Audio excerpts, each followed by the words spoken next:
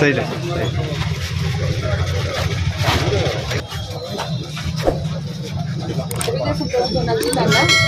ఏమన్నా మీకు పెన్షన్ చిన్నపిల్లలకి ఏమైనా తల్లి పొందడం అలాంటివి వస్తుందా?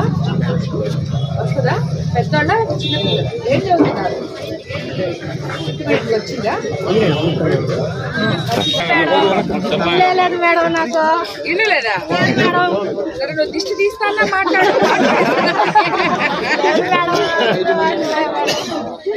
హౌసింగ్ వాళ్ళు ఎక్కడ రావాలి కదా? హౌసింగ్ వాళ్ళు ఎక్కడ? అందరు ఇల్లు లేవా? అందరికి లేవా? పెన్షన్ వస్తున్నాయి. వచ్చారా? అయ్యో ముందుంటాయో మేడం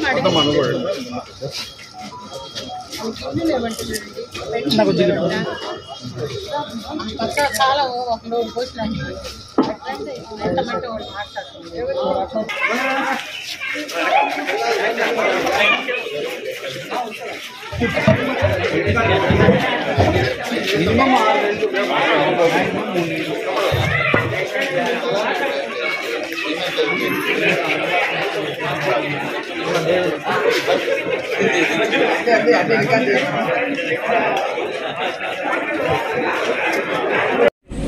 రాబోయే రోజుల్లో అన్నదాత సుఖీభవ 20,000 రైతులకందరికీ ఇవ్వబోతున్నాం వచ్చే నెలలో. అలాగే ఆగస్టు 15 నుంచి మహిళలకు ఉచిత బస్సు సర్వీస్ కూడా ఇవ్వబోతున్నాం.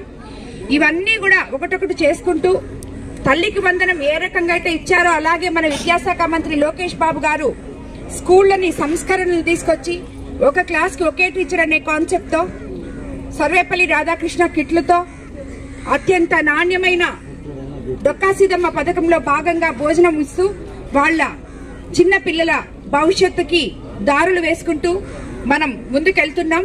అదేవిధంగా ప్రతి పల్లెల్లో ఇప్పుడు ఈ రోడ్ చూసాము, ఇంకొక రోడ్ చూస్తున్నాం, కానీ కాలువలు అడుగుతున్నారు. ప్రతి పల్లెలో ఇంతకు ముందు ఒక తట్టడు మట్టి వేయకుండా ఉన్న దగ్గరలంతా కూడా గుంతల రోడ్లని మనం గుంతలమయంగా ఉన్న రోడ్లని పల్లె పండుగ అనే పేరుతో మన ఉప ముఖ్యమంత్రి పవన్ కళ్యాణ్ గారి ఆధ్వర్యంలో మనము ఎన్ఆర్జీఎస్ ఫండ్స్ అయితేనేమి 15th ఫైనాన్స్ ఫండ్స్ అయితేనేమి అన్నిటితో కూడా అలాగే ఇక్కడ లోకల్ బుచ్చిరెడ్డిపాళెం లోకల్ ఇక్కడ ఫండ్స్ తో అయితేనేమి నుడా ఫండ్స్ తో అయితేనేమి ఇలాంటి పనులన్నీ కూడా మనం ఒకటొకటి చేసుకుంటూ వస్తున్నాం. మనం అధికారంలోకి వచ్చి 11 నెలలే అయ్యింది. రాబోయే రోజులు ఇంకా 4 సంవత్సరాలు మన ముందుంది. ఈ కాలనీలో ఇప్పుడు ఈ రోజు వచ్చినప్పుడు చెప్తున్నారు ప్రతి ఒక్కరు, అమ్మ మాకు ఆ ప్రభుత్వంలో ఇచ్చిన ఇళ్లలే అని. ప్రతి ఒక్కరికి ఇళ్ల సమస్య ఉంది. ఇక్కడే అతి దగ్గరలో జగనన్న కాలనీ అని ఒక కాలనీ ఉంది. దాంట్లో 750 ఇళ్లులున్నాయి. అందులో 70 మంది మాత్రమే నివసిస్తున్నారు. అక్కడ నివసించే ప్రజలు కూడా ఎన్నో కష్టాలు పొందుతున్నారు. నీళ్లు లేవని, లైట్లు లేవని, అదేవిధంగా మోకాట్ నోట్లు నీళ్లు వస్తాయని, వర్షం వస్తాయి, ఇవన్నీ చెప్పడం జరిగింది ఇప్పుడే. అసలు ఆ కాలనీలో ఎందుకు అన్ని ఇళ్లు ఖాళీగా ఉన్నాయో, ఏ కాంట్రాక్టర్లు సగంలో వదిలేశారో రాబోయే రోజుల్లో తప్పకుండా సమగ్ర విచారణ జరిపి ఆ ఇళ్లు ఇప్పుడు ఇక్కడున్న కాలనీల వాళ్ళు చాలా మంది మాకు ఇల్లు లేవన్నారు, అక్కడేమో ఖాళీగా ఉన్నాయి.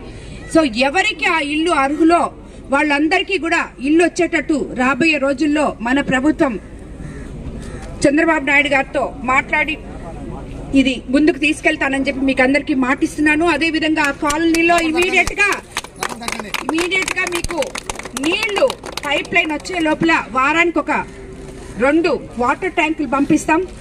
ఈ లోపల మున్సిపాలిటీలో ఆల్రెడీ లైట్లు పెట్టున్నాం. ఆ లైట్లు కూడా అక్కడ వేయించడం జరుగుతుంది.